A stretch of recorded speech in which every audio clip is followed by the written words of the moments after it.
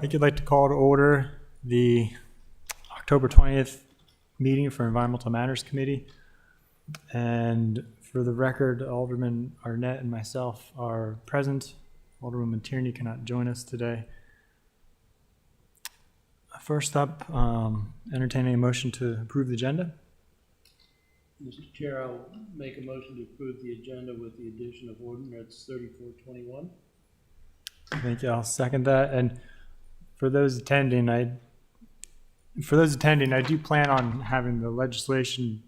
We need to get that addressed today, so I'm going to move that up to the top of the agenda, and then we'll jump into staff reports. Hopefully, it won't take us too long. So, with that, I guess we could also entertain any motion regarding the minutes. You need to vote. Oh, we didn't vote on the agenda. All those in favor of approving the agenda as amended, please say aye. Aye. Motion carries. Any motion regarding the minutes? Move approval of the minutes. Second that motion. All those in favor, please say aye. Aye. Aye. Motion carries. And I'm going to jump into 033. Jump into 03321, which is tree removal on private property. And so for this, thank you, Dr. Nash. For this ordinance, just as a briefing, we currently have in our code a tree conservation provision, which tree conservation area are any trees that are within approximately 50 feet from a public right-of-way. And those trees, any tree, I think it's 4 or 5 inches or greater, is considered part of that conservation area, and homeowners need a permit to remove them. Are we on 34 or 30? 33. Oh, 33. 33. And so what precipitated this was some analysis from the Environmental Commission and I think maybe staff as well, who kind of commented that we pretty much have trees in development areas under control with the no net loss ordinance, but they observed that some of the losses we've had recently with trees have occurred on private property, in particular large canopy trees. And so the idea with this ordinance is that it would extend protection to certain types of trees, and in this case only trees that are 23 inches or greater, over 23 inches, and essentially the homeowner would have to get a permit to remove those large trees anywhere on their property. I thought that was a bit of a compromise in the sense that we're not protecting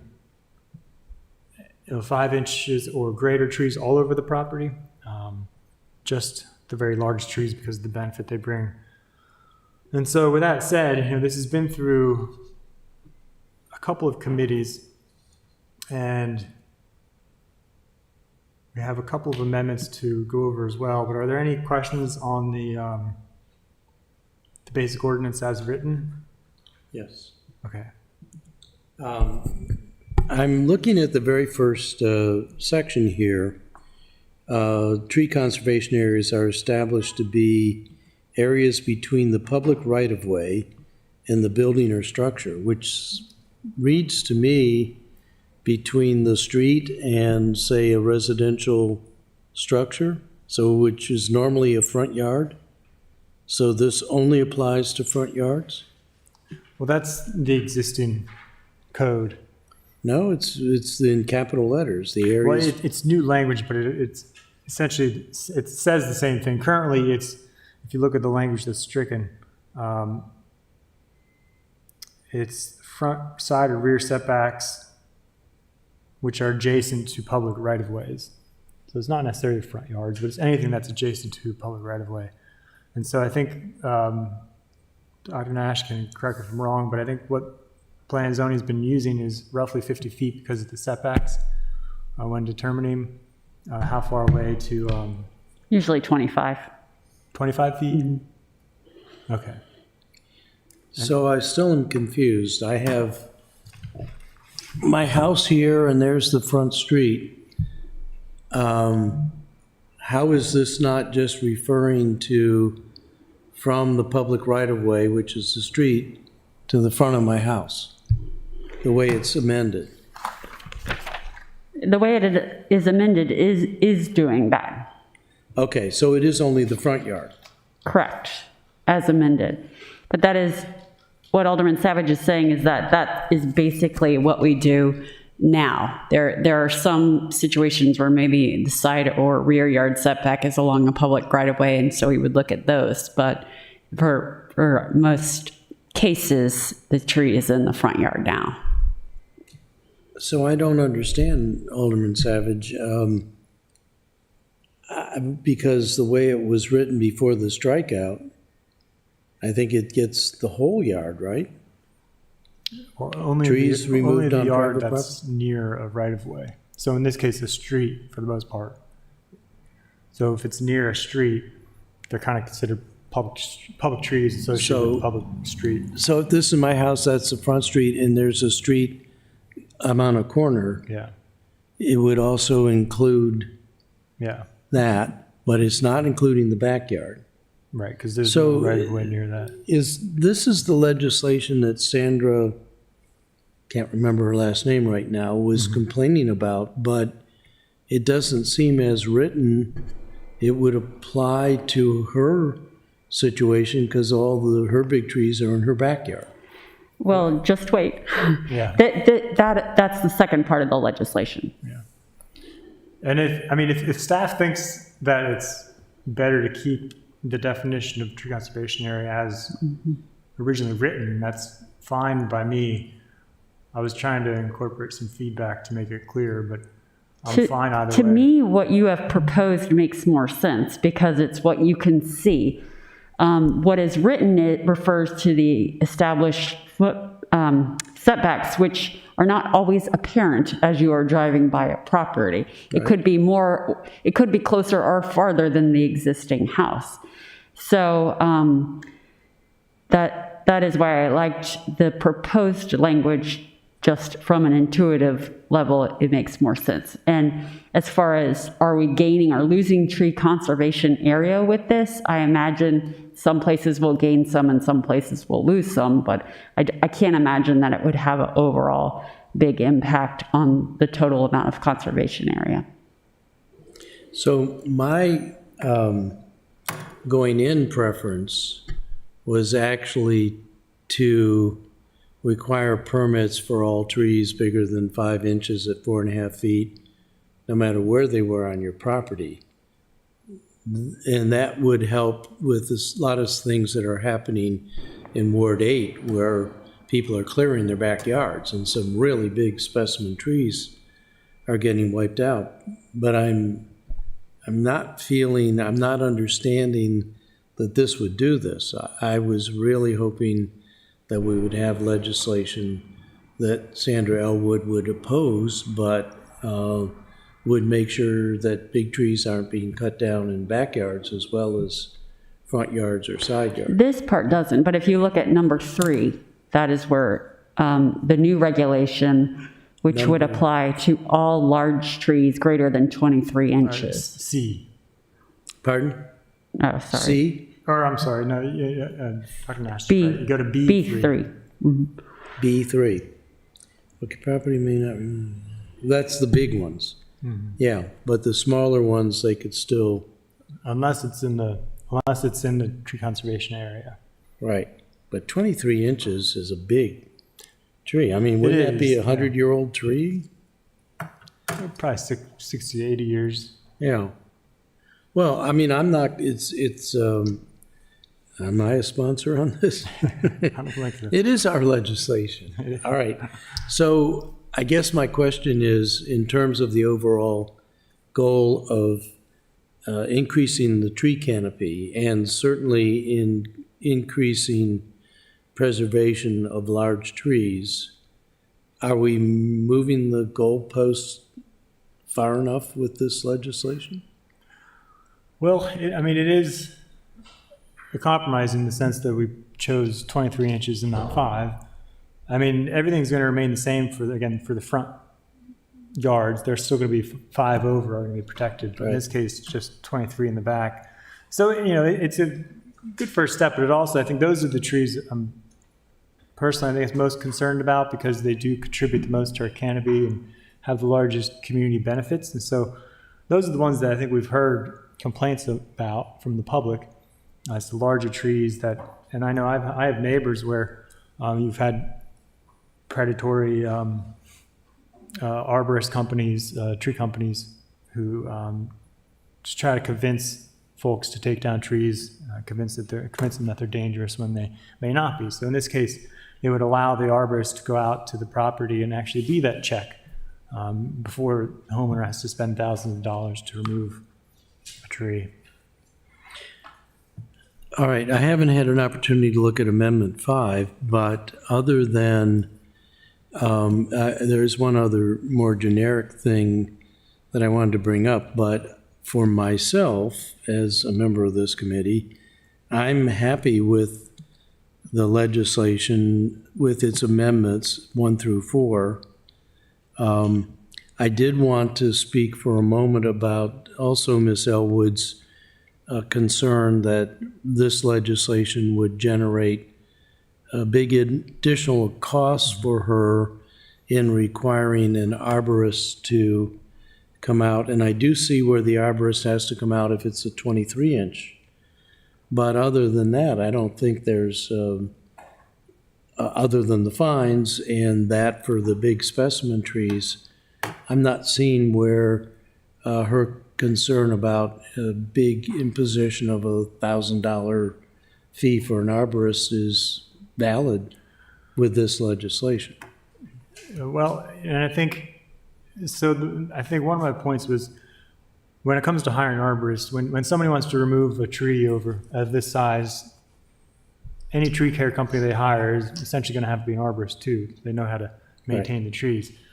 So it's not, I mean, I don't know how much extra they would actually end up charging to have an arborist report, but presumably they would do that anyway if they're hired to take a tree down. So that may be additional cost, and also the permit fee, which is I think $100. And so it's hard to really mitigate those costs, but the cost of replacement, so in this case, if there's a tree that's that large, 23 inches or greater, they have to replace it with 4 trees. 4 trees. And that's even the case too, I think if the tree is dead, they would still have to mitigate.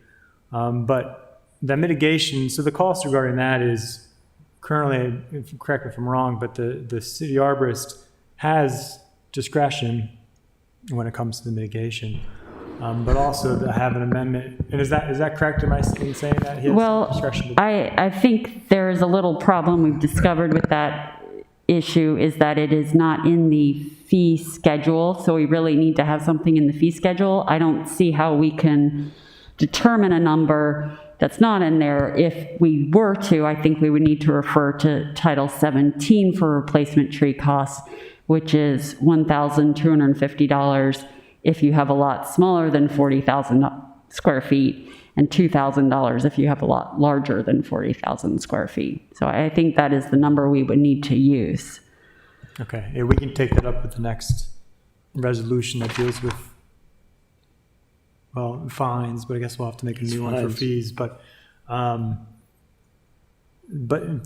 tabling that for the moment, although it's my understanding though that the city arborist does have the ability to kind of adjust some of the mitigation, not necessarily cost, but in terms of what's required and where. And I'm not really sure that's codified, so I wouldn't really want to speak to that. I know Brian does his best to work with people, but I'm not sure, in the code how much wiggle room there is per se. Mm-hmm. Okay.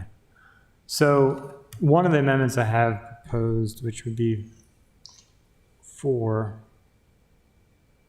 I'm sorry. Is it posted yet? Maybe it's not posted yet. I thought I had Amendment 5 on this. She printed it out. Oh, printed it out, okay. Does staff have copies? Mm-hmm. Okay. I know she gave it to you. Okay, so the Amendment 5 would be That they could So take it advantage of. creates like a grant application process. So if somebody gets approval to remove a tree, they could submit so they could submit a grant application to the department to request a free tree replacement.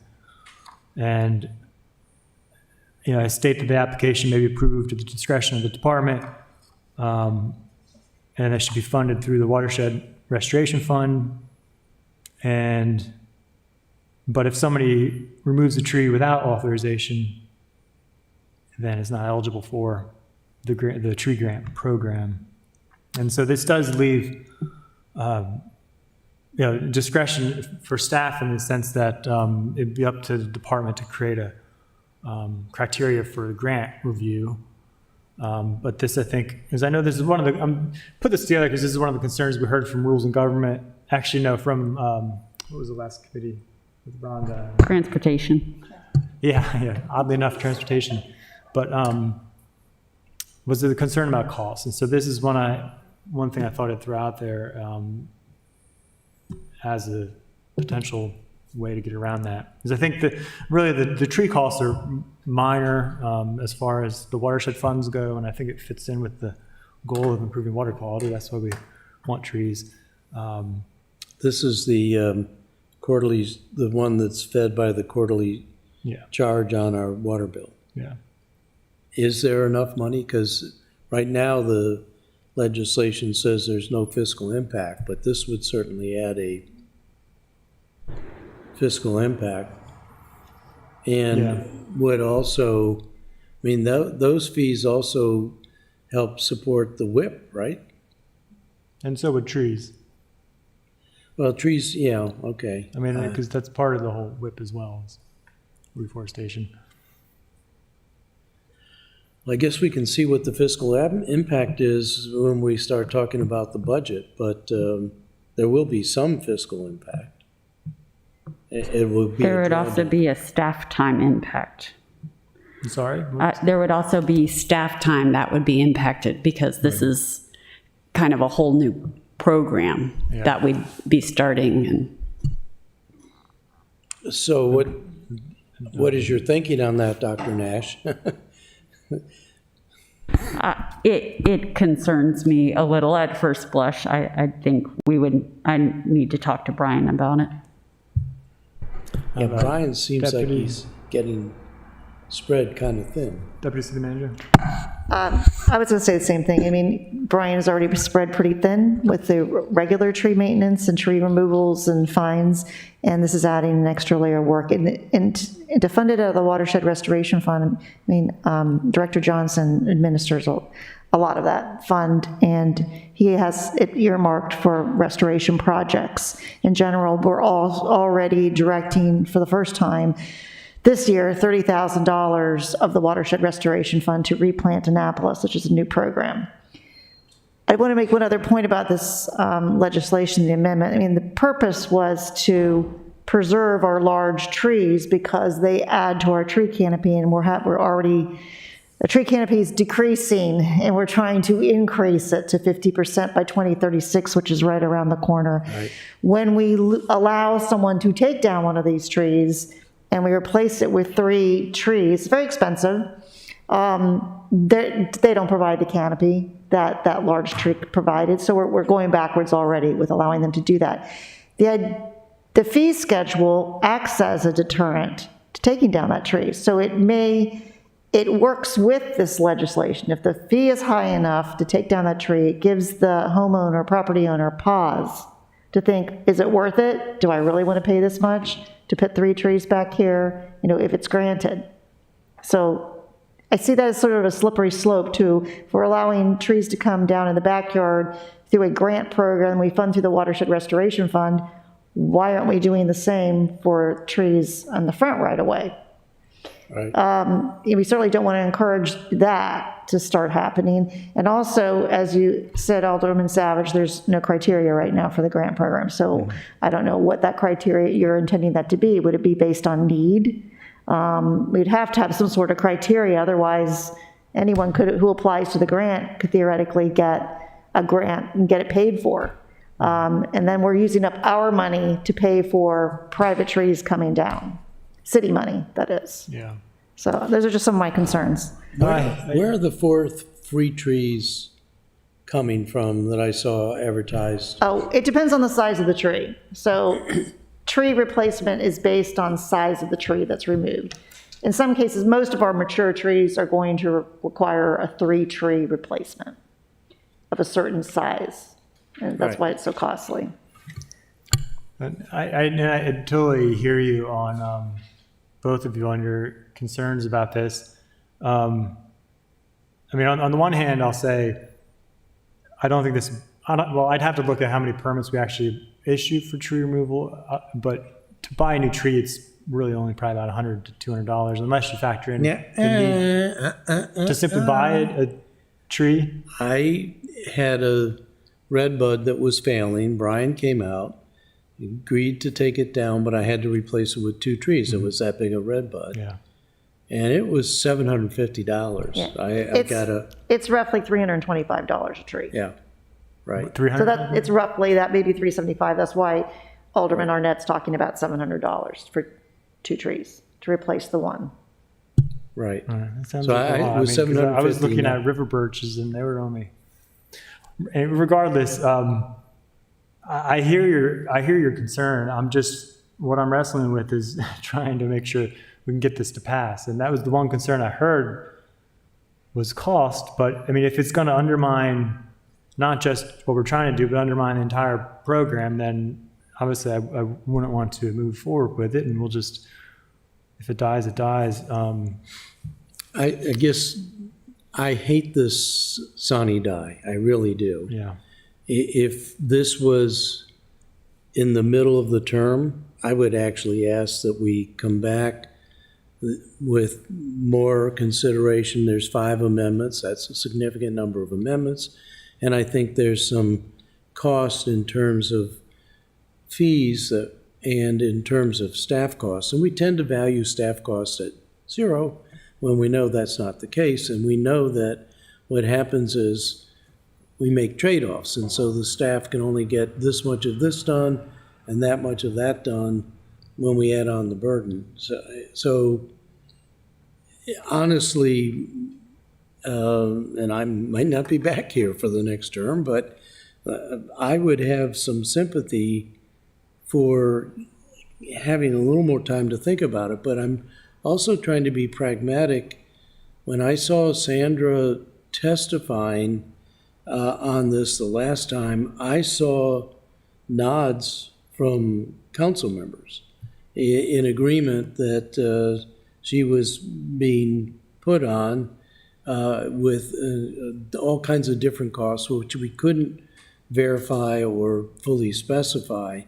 So, I think we could move forward with this and take our chances. If it fails, we can reintroduce it next term anyway. But I think this is important legislation. I will tell you, my preference was to have this apply for all the private property, not just whatever it is from the street to 25 feet in. Is that it, Dr. Nash? Because For I think 5 or greater. where we're losing most of our trees in Ward 8 is in the backyard. And they're big trees. And I think that's a huge loss. And there's just nothing we can do about it. Well, the other benefit to the legislation I didn't mention was tweaking some of the enforcement. So it would allow, essentially, if an arborist has, I think, 2 violations in 1 year, they Yeah. get added to, basically they can't get any additional permits. Right. And same thing with the tree removal company, right? Well, if the committee and staff have concerns about that amendment being too broad or essentially not enough time to vet it, then I guess we should just stick with the underlying ordinance and Are we talking with- about back in? with the first, I'd suggest with the first 4 amendments, because those, so first of all, is the consensus kind of not to pursue Amendment 5? Well, actually, I was talking about the whole of the legislation.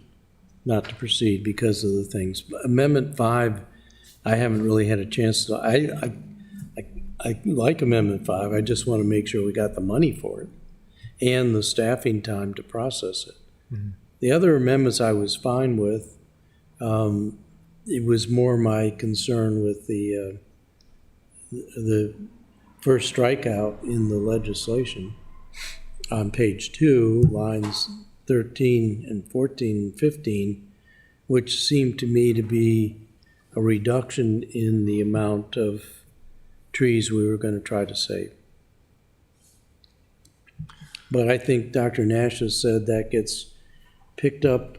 Well, it gets picked up in C, but it only gets picked up in C for the really big trees. Well, yeah. I mean, it's not a reduction in what we're going to be saving, because again, anything in the front is still going to have that. Anything over 5 inches will be protected. Well, should we go through the amendments then? So amendments 1 and 2 came from staff. And are basically just tweaks to the language to clarify things.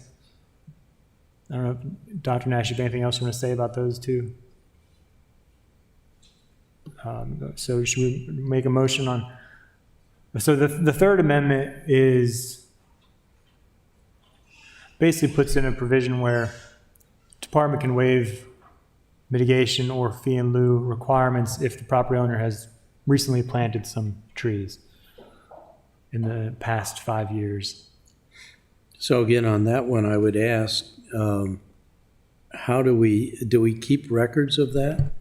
So it would be something where staff could just say, oh, this property already did some sort of mitigation?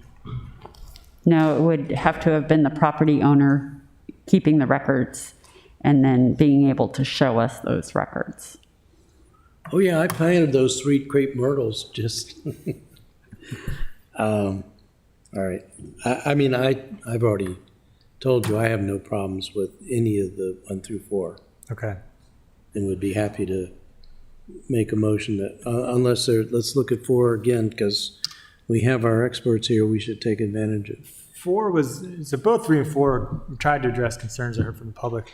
4 addresses a concern I heard where if somebody has a larger site design review or any kind of larger permit review, that they would have to deal with, if they had, 10 trees they want to take down, they didn't want to have to deal with 10 separate permits separately from the overall process. So this just kind of clarifies that you'd be grouped into the larger review process. So. Is that right? Yeah. Yeah. And that's actually should help staff burden in the sense of not having 10 different applications to process. It's a little redundant because there's other sections of the code that speak to this, but, that's never stopped us before. Just keep on trucking. Mr. Chair, I would move to recommend favorably amendments 1 through 4. Okay, I'll second. All those in favor, please say aye. Aye. Aye. Motion carries. And, 5 hasn't been uploaded yet. Do we need to take a motion on that? Yes, I think it may be uploaded, just not to this because this was already loaded up before she put it on. Well, do you want to make a motion unfavorably for 5 or just not take it? Has it even been submitted? Yes, this came from Law. Oh, okay. I would move to postpone Amendment 5. A second. All those in favor of Till postpone? when? All right, I we'll think just we can take- pick it up after, when we get into the next year's budget. Yeah, And we'll just take no action. yeah. All right. Okay, so that's done. 033 is done with. So, Mr. Chair, I would move a recommendation from the Environmental Matters Committee to recommend favorably 03321 with 4 amendments. Second, all those in favor, please say aye. Aye. Aye. Motion carries. Okay, and next up is, where's my agenda? Fines? R2321.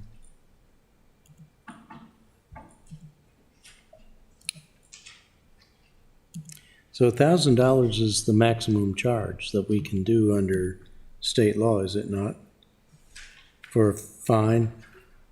That's my understanding. I think the law office has confirmed that previously. Are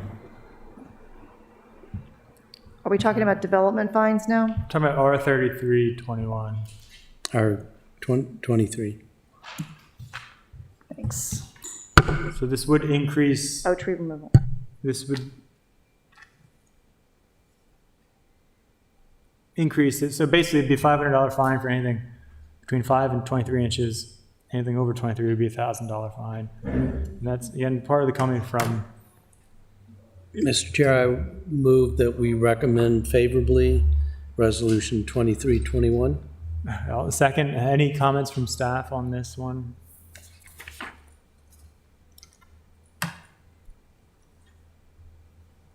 For the law office? I'm looking at Joel Braithwaite from Office of Law. I'm looking at the allowance in the Maryland Local Government Code for a max fee of $1,000. Is that correct? Yes, that's correct.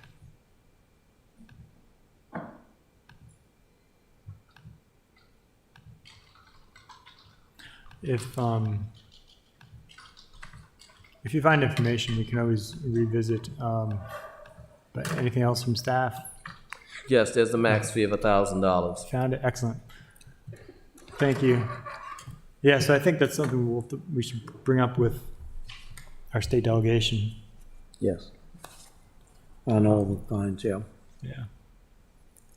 So I've made a motion, and I think you seconded it. Yeah. Okay, all those in favor, please say aye. Aye. Aye. Motion carries. Okay. No, this is our Maryland Local Government Code. So that resolves R23. C1. Before we get to R34, we do have a number of staff and spectators that I think are here for the update on Parkside And, Preserve. we have to finish legislation. I'd like to try to get that Okay, done. all right. So, but since you mentioned it, I didn't mean to ask that. In terms of the audience, what are you here to testify in regards to, or are you just here to listen? Is anybody anybody wanted to make comments? Just let me know what you wanted to comment on. Okay, it's Parkside Preserve. Anybody commenting on legislation? Okay. All right, so I just want to get this legislation out of the way before we get into Parkside Preserve. So I can look this one up. 03421. Mr. Chair, I move that the committee recommend favorably on 03421 with its amendments. Second. And discussion. Oh, thank you so much. These are all the. That's just the legislation. Okay, just the legislation. Okay. So there are, you said with amendments? Oh, I didn't see amendments. On 030, I mean, as it's amending the code, not with amendments. Okay. So motions. In the four-stand delineation, right. So the motion is to recommend favorably approval. There's some edits on page 2 down at line 35, and on page 4 at line 29, and then some amendments that this ordinance would be doing on page 5, lines 17 and 18, and lines 23 and 24 and 25. So that your motion does not include the amendments 1 through 3? We're on now 03421, correct? Yes. And there are some amendments to that. Where? I don't have them. Okay. Just printing them out. So they came from staff and the planning commission for, let's see, the first one would, the first one was a tweak, again, recommended, I believe, from staff, and the planning commission supported the idea, and just clarifies some of the language that states that the mitigation needs to establish a forest that's equivalent to what was removed, essentially. So it's that's just clarifying the amendment that is Yes. currently proposed, the equivalent area of the removed forest requiring mitigation, and substituting establishing a forest of equivalent area. Yeah, and Dr. Nash, did you have anything you wanted to say about that? 'Cause I think this is the one that came from. We recommended this amendment. Yes, any other, you still reading through that one? Yeah. Next one is an I'm not seeing as amended. Oh, that's up here, I'm sorry. So now I'm confused. We're striking lines 16 through 18, which were already partially stricken, and it's also striking the new language. And that adds this language up here, establishes a forest of equivalent area of removal, a forest requiring mitigation, but, oh, I see, so this next block is just saying how the new language would read in Yeah. subcategory III. All right. So at least 35 feet wide and covering at least 2,500 square feet of area. So that was stricken originally in the legislation, but No. staff No. and the planning commission thought it was important to have in there. And, it doesn't undermine the intention of the ordinance, so it's a friendly amendment. All right. Should we do them one at a time, or should we look at them all? Since I'm seeing this Amendment 2, this one It's on page 1. is also something that I believe came from discussions with the planning commission between myself and staff and them. And it just clarifies that Yeah, okay, that makes sense. the And then Amendment 3. permits and plans for the Forest Conservation Act should not be impacted by change of ownership. And number 3 is something, so originally I had it where,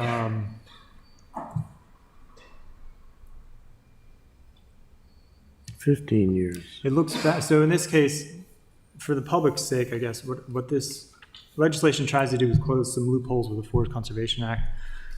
And this one in particular deals with if a property clears a forest and then sells the property and a new developer comes on, we want to clarify that the new owner has to honor the previous mitigation and conservation plan that was agreed to.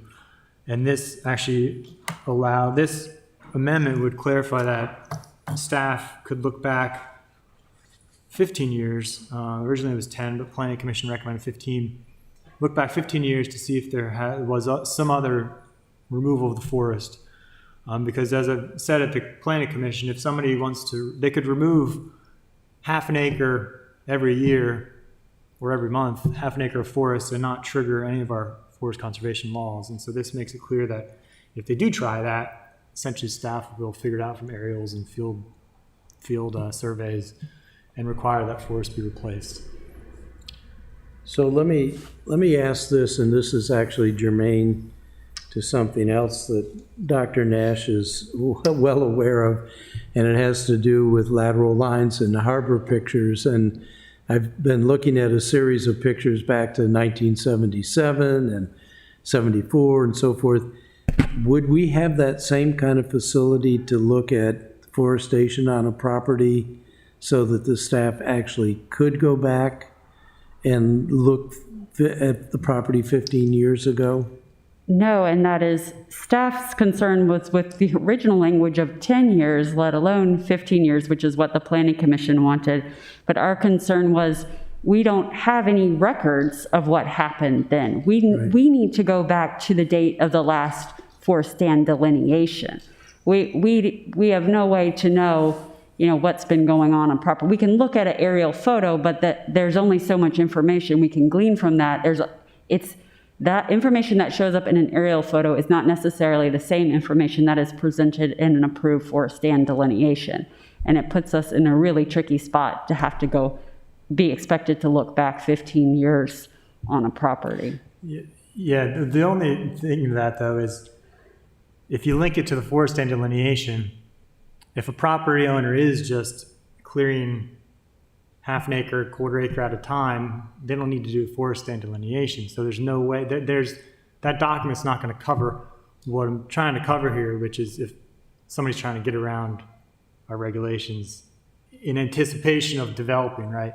So I know it may be difficult, but at least allows the opportunity, because I think if somebody does do mass clearing, I think it should be able to be noticed in the field if they see stumps or, I mean, it may not be perfect if staff can't do it because it's too difficult in certain instances with not having adequate aerials, that's understandable, but at least this gives them the ability to do so if it can be proven. Because otherwise there's no check on that kind of practice. Well, I'm not trying to be argumentative, but I'm thinking about another recently germane case where we're looking at adequate public facilities and we're looking at the intersection of Chesapeake and Americana Drive. And it turns out, unless you completely redo the plans for the application, there does not seem to be any mitigation possible. So I'm just worried that if it's not something where you can just do a Google Maps and some kind of a historical rollback, if we're not opening up something that is both onerous for staff and potential a problem in terms of an appeal of a decision, doesn't the University of Vermont do photographs of our coverage? Mm-hmm. So, I mean, is that something that could be a tool for staff? That was recently done in the last year. I think we used 2019 data to do it, but that's not something we do every year. So it could have a 5-year lag. The intent is to do it every 5 years. We had almost a 10-year lag on it. Right. So, you're going to have like a 5-year lag for accuracy on that tree canopy cover. Well, but I mean, this is a 15-year period, so if it's only done every 5 years and we don't happen to hit the cycle, we could do what we could do with that kind of data, right? I mean, that would be one method of verification. It may not pick up everything that has been done on that site. But it would be the best we could do. I mean, otherwise, I'm wondering how you could possibly enforce this unless you had a tool like that. So what this says is that basically when somebody does a new forest stand delineation, which is when the forest professionals, which is what I used to do, is go out there to assess a forest, they characterize, they try to determine the history, if there are any other natural resources or other hazards, if anything on the property, they'll take that into consideration and try to do their own analysis based on their aerial surveys, based on just a visual, if they see tree stumps, if they see regeneration in one area, because you can tell certain things based on the aerial. But this puts the burden in many regards on the applicant, because that's why it's underneath the forest and delineation section. So staff is going to have to go verify like they already do, but they're going to have all the information anyway. They'll just have to do just a verification check. It's not all on their shoulders. But I think, and my other point is just like, well, I don't think there's any other harm to doing this. I think it may be difficult to verify in all instances, but it also makes it possible to close the loophole and address the situation it's trying to address, which is to catch some of this unauthorized Yeah, clearing. no, I'm totally in sympathy with that. You're saying that a qualified staff inspector would be able to go out and look at a particular area that's got an application in and see that there's stumps or decaying logs that look like they've been decaying for 15 years or whatever. Yeah, I mean, that's what when somebody puts together a forest delineation, that's one of the things they look at are the aerials and try to characterize the history of the property, anything they can dig up. And so if it's something obvious, then they'll have to point it out. If it's not obvious, then they won't have to meet this requirement, but it at least gives us the opportunity to catch it. So, I mean, this is well beyond my capabilities. It's not an area of expertise for me at all.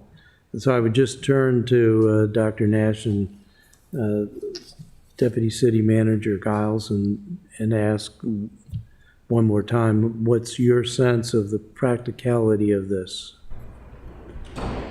I think it's putting staff in a very difficult position to have to go back and try to determine what happened on a given property without any previous approvals or anything to guide us. I mean, we don't even know, has the law changed in 15 years? Has something else on the property changed in 15 years where maybe they were allowed to do this or that?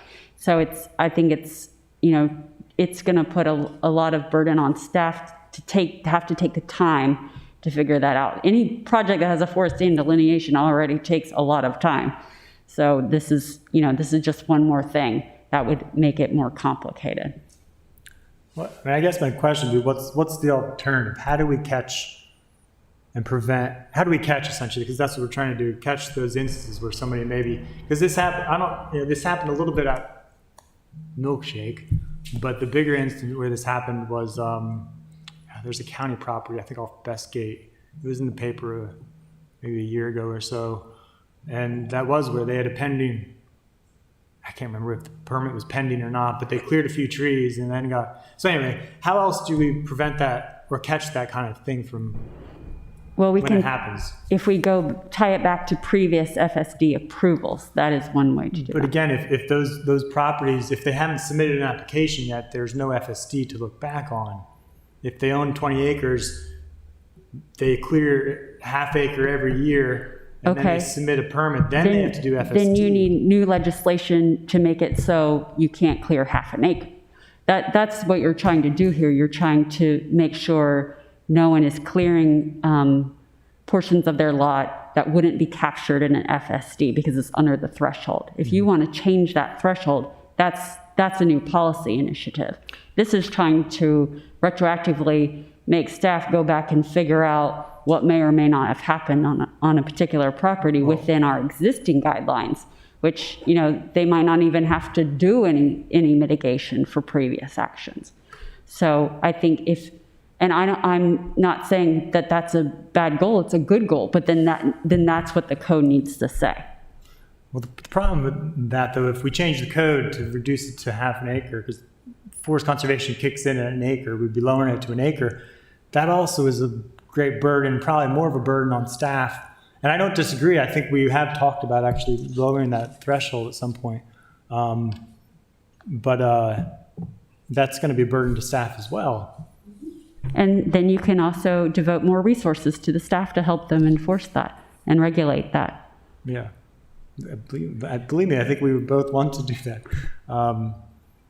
But so what you're saying is with more staff resources, doing something like this, and I do totally agree with closing the loophole, and I can envision a situation where a property owner anticipates down the road they're going to come in for a development, and so every once in a while they take a whack at some of the trees and we never catch it. They didn't come in for a permit, which they may well be required to do, but we didn't catch it. But I also, I'm concerned that we set ourselves up so that it's going to be very easy for staff to fail to catch this. And I'm even thinking about things we were doing with the peace legislation. If you don't catch it, are you subject to a misdemeanor charge? So, But this puts the burden on the developer. so I mean, the, I'm going to push back a little bit because I really don't think this is going to take a lot of time. It does put staff in the hard spot, but they have to verify the forest delineation conservation plan anyway, per code anyway, per the Forest Conservation Act.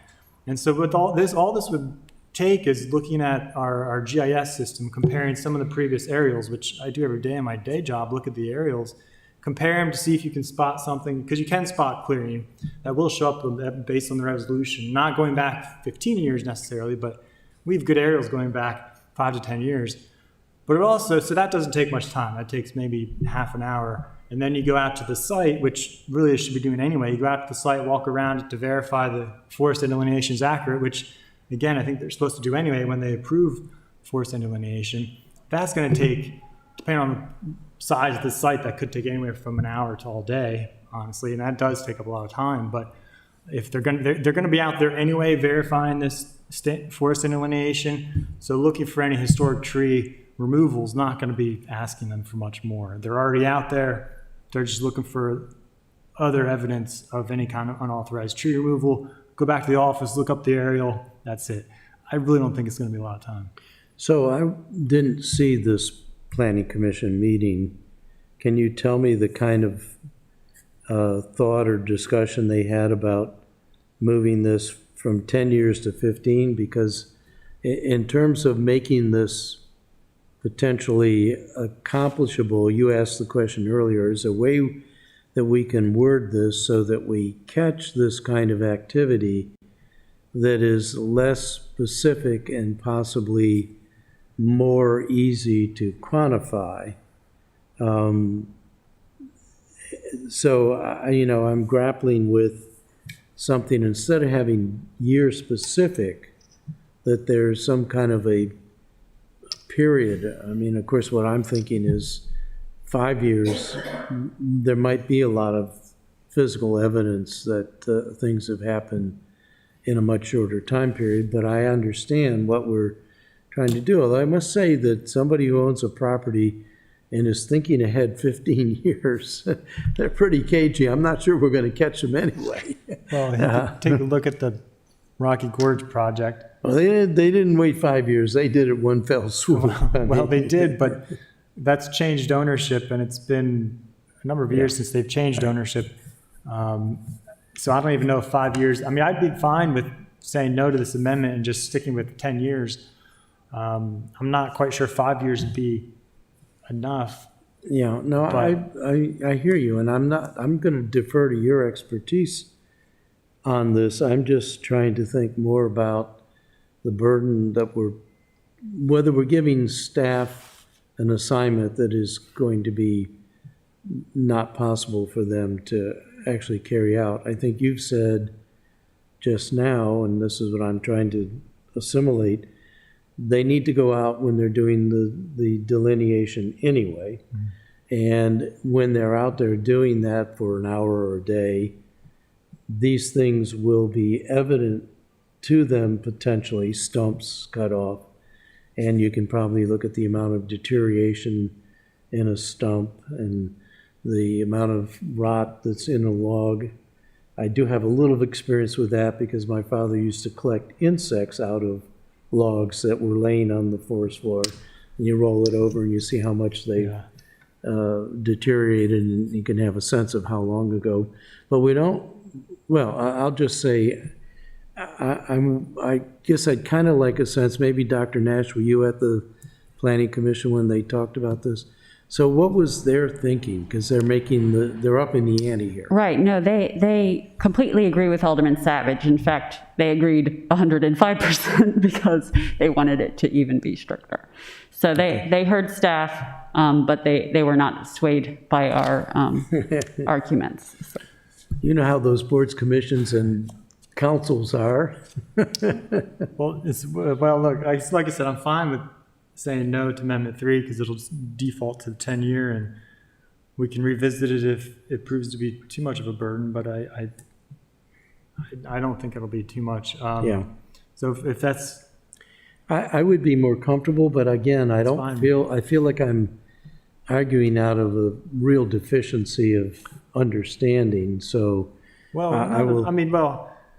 staff has concerns about it, and so, I mean, this at least meets us kind of halfway and between Okay, the planning commission and so then would it be appropriate for me to make a motion that the Environmental Matters Committee recommends amendments 1 and 2 to ordinance 03521? yeah, that's fine. I'll second that. All those in favor of that recommendation, please say aye. Aye. Any other motion on the whole ordinance? I move that we recommend favorably to the City Council 03421 as amended by amendments 1 and 2 from the Rules Committee. Second. All those in favor, please say aye. Aye. Thank you. And I'm sure Alderwoman Tierney would probably agree with you on that. Thank you, staff. And now I think we can jump into so I guess discussion about Parkside Preserve. So I'd like to invite Director Johnson up to the table.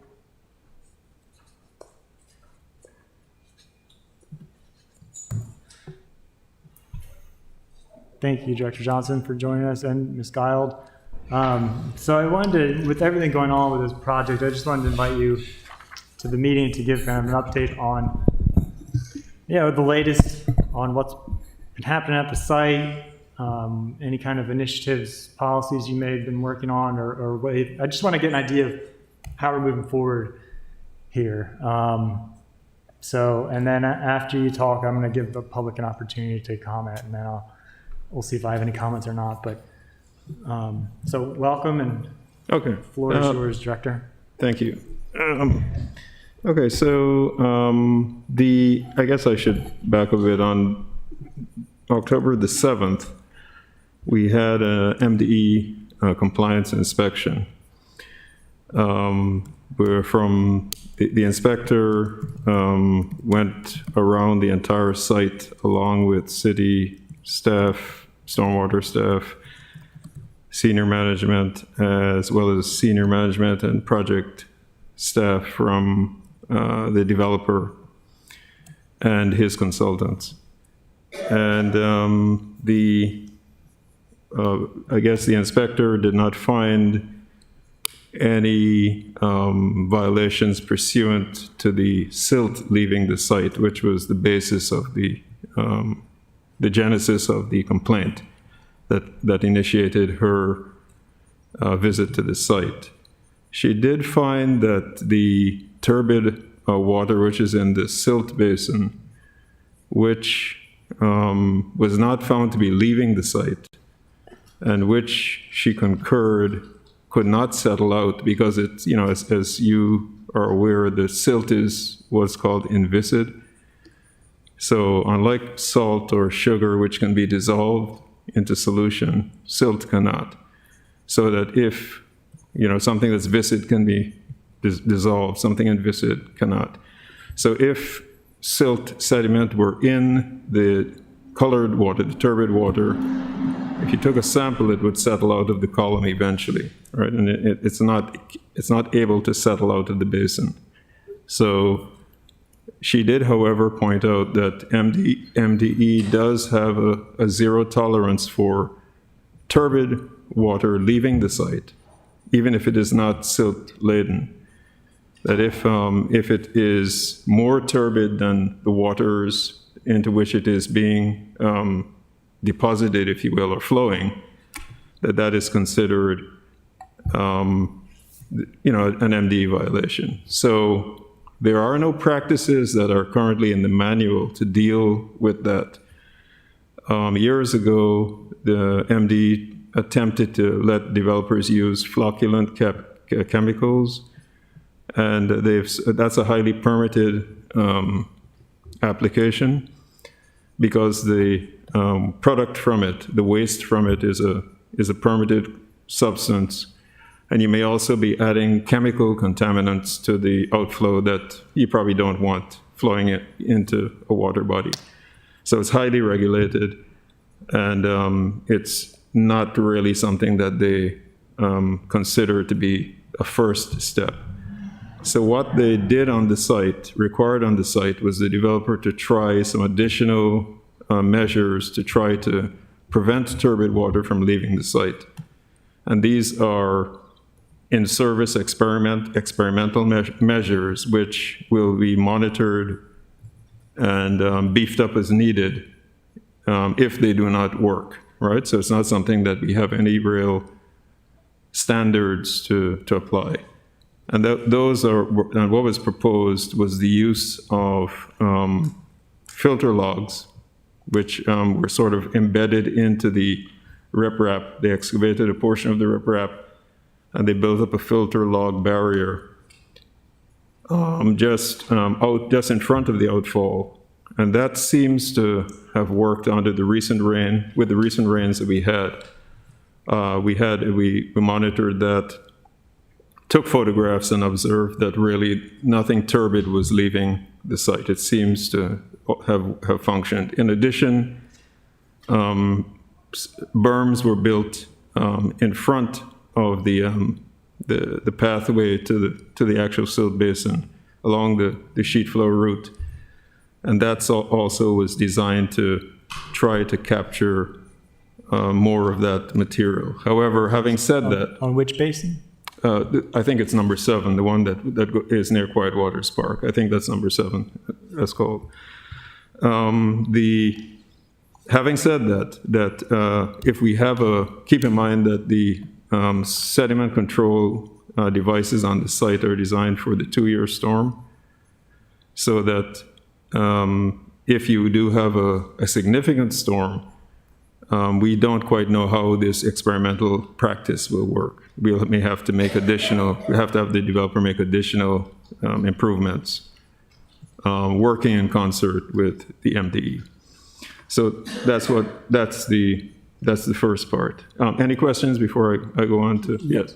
So thank you for this information, and again, arguing from a position of lack of knowledge, weak understanding, but so the first thing was they were putting filter logs, is that what I heard? Yes. And then the second thing was to build a berm, which is, I guess, a secondary thing that would hold water back from... Would prevent water from flowing, yes. And you say these are both experimental, so if they work, this is something that we could consider, either you could consider as part of your procedures, or we could consider adding into legislation to improve things down the road. I think the goal here is to keep bad stuff out of our streams in the bay, and for us to, as policymakers, to think about new things we can do to make that happen better. So this is actually sounds pretty positive to me, that we're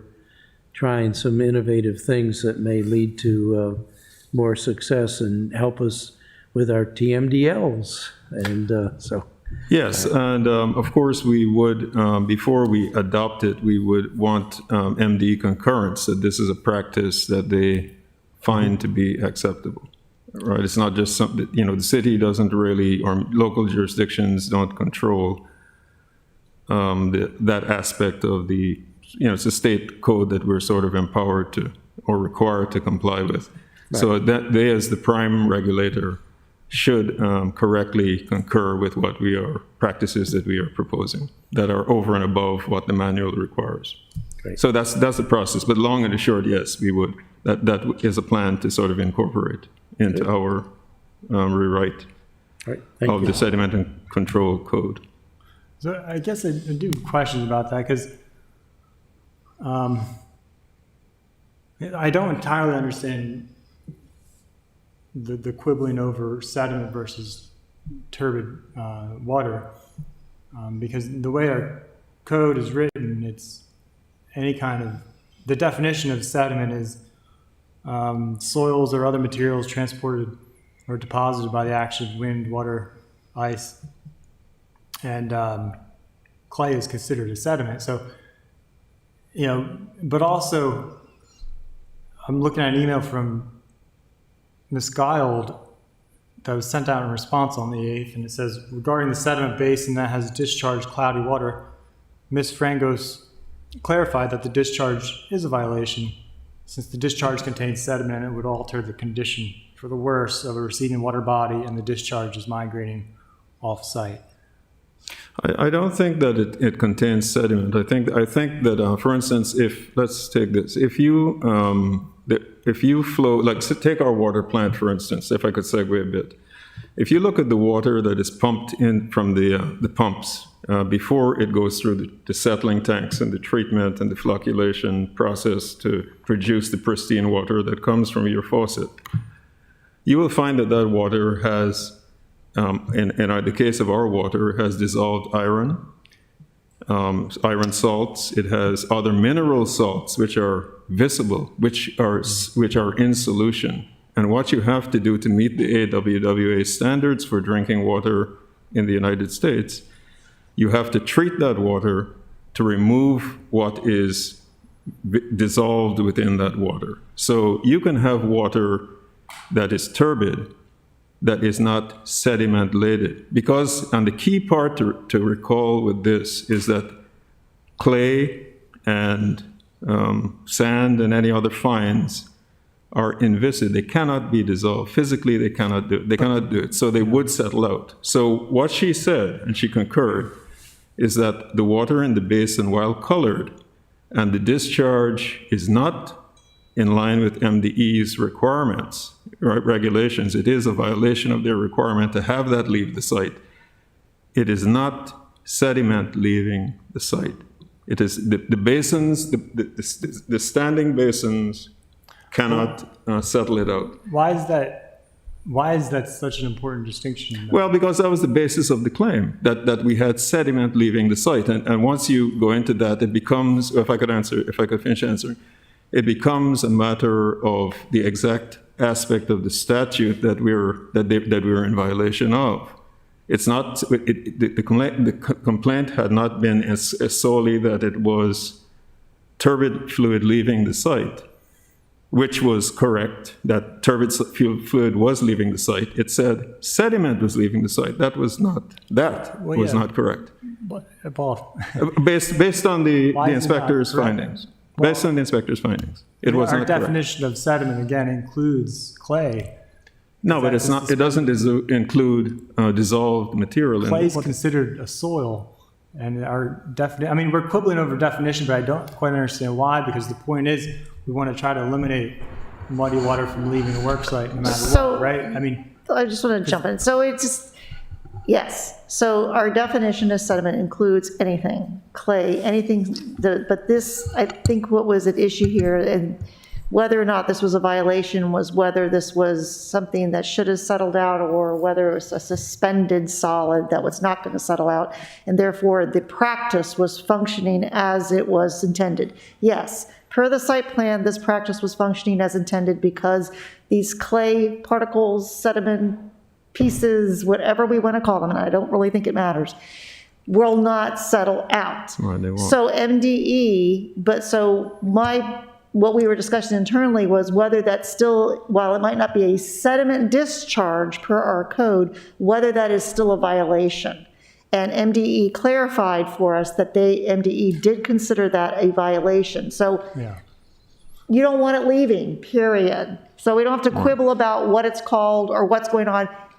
We don't want it to leave. Right. But the practice was functioning as intended. So MDE says, then because you cannot have cloudy water, turbid water, sediment-laden water, whatever you want to call it, leaving your site. You can keep it on site, and let it absorb into the ground there.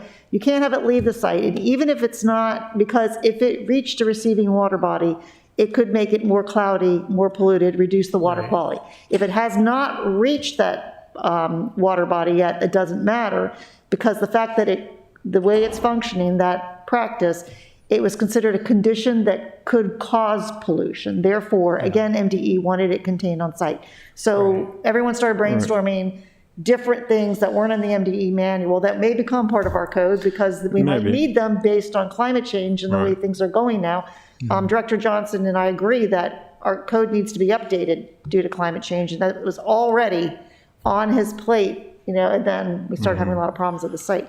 All right. So this the practice, as Deputy City Manager Giles is saying, the practice that is on site is a sediment basin which is designed to trap floating sediment. And it was found, based on their inspection, that the practices were, 1, installed per plan, and 2, functioning as designed. They were Right. not deficient in any way. But that doesn't mean that's too limited of a view in the sense that it doesn't look at the standards and specifications themselves talk about that conditions at a particular, and this is under the sediment trap detail, conditions of a particular construction site may necessitate the use of more than one of these practices, and in terms of dewatering practices is what it's referring to, or a combination thereof.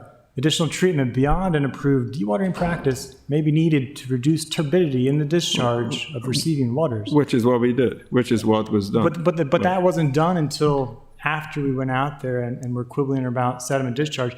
Because again, one of my other whole points is that we could have reduced, when you look at that aerial that people were criticizing from the drone, you have one trap that's light brown, the other trap is dark brown.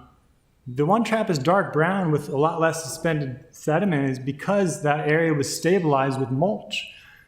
The whole point I think is, it may have been when the I strata. sent, let me finish my thought. I'm The sorry. whole point is when I sent that document of all the alleged violations, is that there was so much area of that drainage that was not stabilized, which I'd argue was required to be stabilized, which in turn, because it wasn't stabilized, which is what they're supposed to do, that sent more fine materials and clays into that sediment trap. So my whole point is that water would not necessarily need to be as muddy as it was if they were doing what they were supposed to per law and per code upstream, because that's the important distinction. Is what I always looked at when I did inspections. Yes, sometimes you can't avoid having muddy water leave the site, but the key question is, were they doing everything they're supposed to eliminate that turbid water, which, as you said, is the MD standard? And in this case, they were not, right? I mean, would you not agree with that statement that they were not doing? Yes, I'm not disagreeing that. And I said that was a finding of the inspection. But that was a finding and an additional practice, an experimental practice not found in the manual, no standard existing for it in the manual, has been instituted as a test, as an in-service test.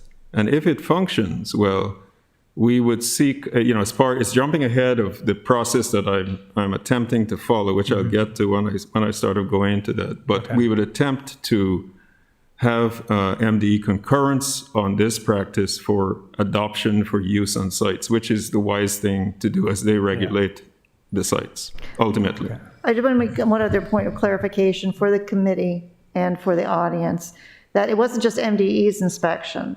That MDE inspection was, we started generating ideas for dealing with the sediment pond. The city staff had gone out to the site many times, and not always just in response to what citizens were sending us, which we always appreciate, the pictures and complaints, and then we can verify what's going on, because the pictures are being taken from the outside of the fence. You want to get on site and look at everything that's going on at the site to see what the backside of a pile looks like. Are they actively working it? Are there other practices going on that protect it? So the city had gone out and provided field notices. In the past, there have been fines in July, and what many people don't know is that Director Johnson also imposed fines in August for other violations that they found.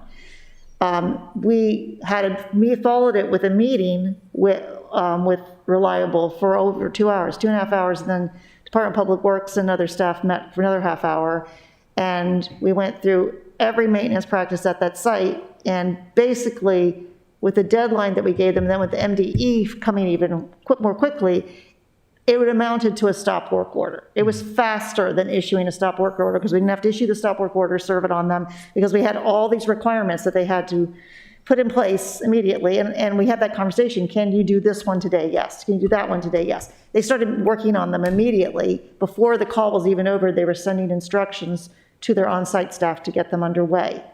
So we didn't wait for MDE to tell us what to do. That was mostly about walking the whole site and then focusing on the ponds. Yeah, and things were fixed by the time MD got And these out. are mostly maintenance issues. So to your point, and Director Johnson and I agree with you, being diligent about maintenance can reduce the amount of sediment flowing to that pond, and therefore that water might not be as cloudy in the first place anyway. But we don't want any of that leaving the site, and those practices have been implemented. They are working currently. If there's additional rain and they do not work, then MDE and the city requires the contractor to immediately, not wait for days, immediately come up with a different plan, to notify the city and come up with a new plan, because these are all innovative practices, because some of the old practices just don't work anymore with the way we get rain and frequency and volume. And we had a meeting with the Waterways Cabinet last week, during which we further discussed what's happening at that site. And the reason I was a few minutes late for this meeting, I was on the phone with the mayor.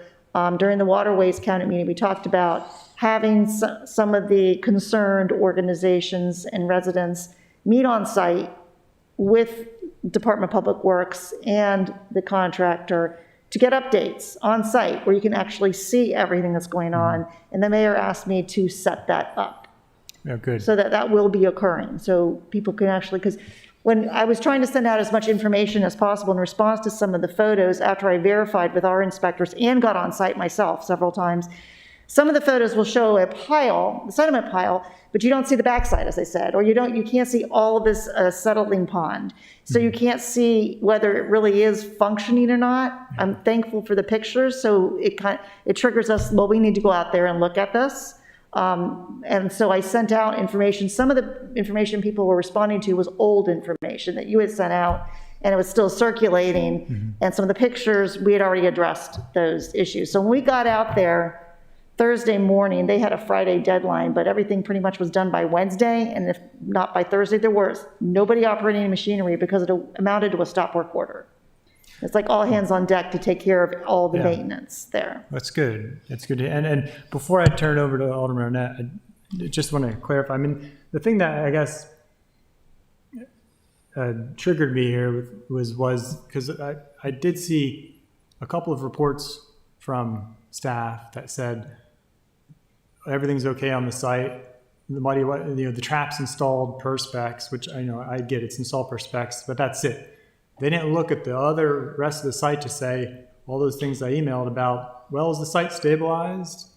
Stockpiles stabilized? What else? Are the heavy use travel lanes stabilized? Those things weren't being looked at until myself and citizens spoke up. And then, so that's one of my questions is, why are you making efforts to try to get staff to look at some of those other things, like more holistic in terms of not just focusing on if things are installed per plans? Or? Yes, and if I could go into the changes that I have instituted, which, again, I'm mentioning are jumping a little ahead of what my plan was, but, I have sort of made an interim introduction of some of these, right? Just to preface what I'm saying, the approach that I like to take, and you've sort of seen it, even though everyone doesn't agree with it, is I need to understand everything that is going on before you make a change, because changes have collateral effects. And just making a small change here, if you don't consider other things, doesn't always work as well as sort of looking holistically. But what I have done with the stormwater staff is that for all major projects, I've made some major changes to the way in which these types of projects are sort of observed and inspected by the city staff. So for large projects, and that is sort of like a relative term, probably we're largely built out as a city, so there probably won't be very many of those remaining, but that I haven't really given an acreage, but I guess everyone kind of knows what large is. So we would want multiple levels of inspection. And the way that we're doing that is that we would have not only the inspector, the superintendent by his NPDS permit is required to have a green card or whatever the responsible person, used to be the green card, and to perform his inspections or her inspections. Our staff will perform inspections, and we're requiring third-party inspectors as well. For I'm sorry. You said for sites over an acre, you said? Possibly. I said I left it as large. I haven't really defined quantitatively what large is, but that seems like a reasonable threshold for a project.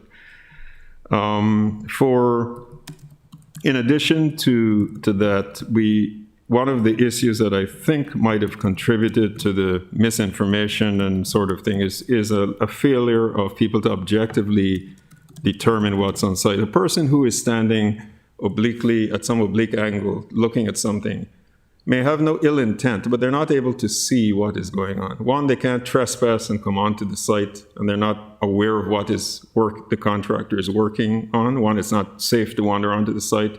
Two, it's not legal to trespass on the site. It's ill-advised, so they shouldn't do that. And because of that, they are seeing sort of a perspective and probably not getting the full picture of what is going on the site. So one way to clarify that is to require a project page be developed for each site and be implemented.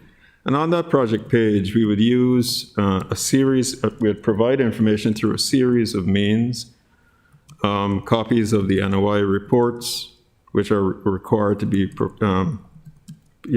prepared by the site inspector, and which we got some comments from MD on what they wanted it beefed. They wanted it beefed up a bit, so we have the standard that they want, so that will be implemented.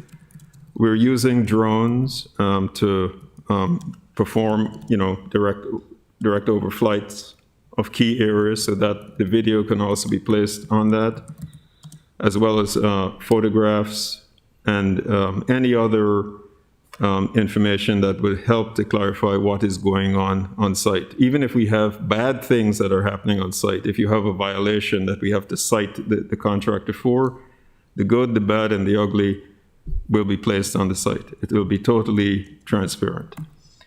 In addition to that, some of the benefits that came out of the Parkside Preserve exercise is that we're focusing more on the haul routes, making sure the haul routes are stabilized, using wood chips.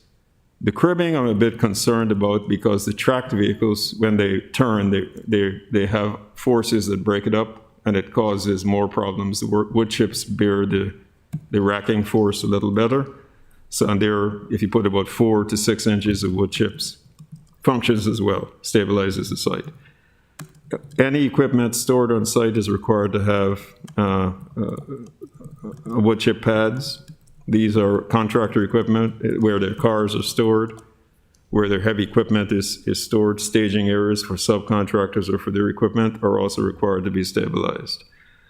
Stockpile benching. If the stockpiles are too high, one way to prevent massive amounts of silt flowing when you have rain is to put benches in, so that you have sort of a break in the flow. So even if you have flow, it would come down to the bench and not make its way over the fence, possibly get over the silt fence. Make sure that the setbacks for the silt fences are adequate, so you can't have silt mounting it. And we would also have them perform regular street sweeping, excessive street sweeping, if you will, and monitoring of their tracking pads, the stabilized entrances, or a tracking pad, which is meant to capture the soil on the wheels of the equipment coming in and off the site. So in addition, our staff will be performing at least, be on the site inspecting at least 3 or 4 times a week, depending on the site. So I require the project manager to do it. I require the dedicated stormwater inspectors to do it, inspector and engineer to do it. We'll have the third party as well as the so you can see that there are multiple levels, and those reports will be sort of looked at to make sure that all parties are seeing the same things and reporting what they're finding, right? So that everything is sort of clear and transparent. And then we want the project page benefit is that anyone can look at it, and it's not something that someone has to think that there's something going on untoward or anything of that nature. And if there is something that is really deficient, if it's brought to our attention, we have the identical goal for the watchdogs of the sites. We can be tougher with the contractors than the citizens can be, right? Because by dint of having the code, the force of the code behind us. But we do want to work with our contractors. It doesn't really benefit anyone to be fighting all the time. because that really just enriches the attorneys, all right? Because they will then lawyer up and, you'll get ugly relationships on site. You really want to get them to cooperate with you and to understand what we want. And then, in my experience, we really don't have any pushback from them in sort of complaint. If a person is really a bad actor, we do have a lot of force of law behind us to really deal with those people. And I certainly have the will to deal with it. I'm not scared of anyone, really. And doing my job is nothing personal. I'm enforcing the code. And you've seen that in other things that we've done, garbage, and so that people are a little upset that we're going to do garbage. Then it doesn't bother me. If the city council passes the code and says garbage should be containerized, that's my job. I'm going to enforce that. Right? So it's the same with any other code that I'm required to enforce. So I think that with that, those immediate measures would sort of help to stabilize sites. And we have implemented a lot of this at 39 Hudson. If one day you're interested, Where? 39 Hudson, where we're building the new PW facility. Okay. All right. I'd be glad to give you a tour. All right. And you can take a look and sort of see that a lot of the practices and lessons learned from Parkside Preserve are being actively implemented on that site. Mm-hmm. And that's the first big test, because that's a big site. And that's the first big test of the new practice. As a further step, one of the things that Deputy City Manager Guile mentioned is that the city's stormwater codes and sediment control codes, I think, in my opinion, and discussing it with her, I think we concur. They're not resiliency based, and I think I mentioned this before. And one of the goals that I have is to work with not only within the department and with the city council and with the other community partners, whether they're the Severn River Keepers and others, to do a rewrite of these codes, so that we are writing a code that has some resilience. Because one of the things that is triggering this, and the locals have often been the champions of this, is that the federal government thus far has failed to really exert the leadership or show the leadership necessary on this very important matter. They had when President Nixon developed the EPA and, the Cuyahoga River caught a fire and, the EPA was formulated and Clean Water Act and those things. There was some leadership back then, but in recent years it has become ridiculous. The dialogue has become ridiculous on matters that are really, really serious. And we as a coastal community are feeling the effects and have to plan for those effects. And our codes are not really doing that the way they're currently written. So it's a great opportunity. We can sit and lament about what I mentioned, but that's not really beneficial. I think the positive way to look at it is what can we do about it? And I think that there are enough interested parties and skilled people within Annapolis that can help us to sort of make improvements to the stormwater code as well as the ESC codes. We can go, as you pointed out correctly, we can go above and beyond what the manual requires, but we should do it prudently and in concert with the prime regulator. It's not something that we are not a university where we're doing, or research lab where we have tested these practices so that we have a scientific basis for them. The MDE may have the capability to help us with that, and that's why I want to work closely with them before we adopt any creative practices, so I don't have unintended consequences of implementing an untested solution. And I think that with those changes that are in the offing and have already been implemented, that a lot of the concerns that you have raised will be addressed. And I think that people will generally be pleased with changes to aspects of it.